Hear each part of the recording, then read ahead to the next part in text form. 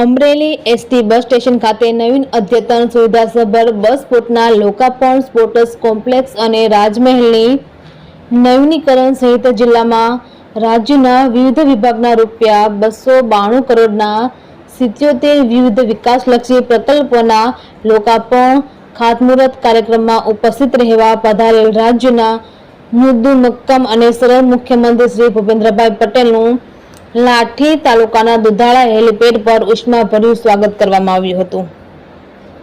Amreli helipad પર લાઠી બાબરાના ધારાસભ્ય શ્રી જનકભાઈ Talaviya, Padmashri સૌજીભાઈ Dholakia, Bhavnagar range IG Shri Gautam Parmar, જિલ્લા કલેક્ટર શ્રી અજય દહિયા, જિલ્લા પોલીસ વડા શ્રી હિમકરસિંહ ધોળકિયા પરિવારના સદસ્યો, મહાનુભાવો સહિતના મહાનુભાવોએ મુખ્યમંત્રીશ્રીનું પુષ્પગુચ્છ અર્પણ કરી સ્વાગત કર્યું હતું।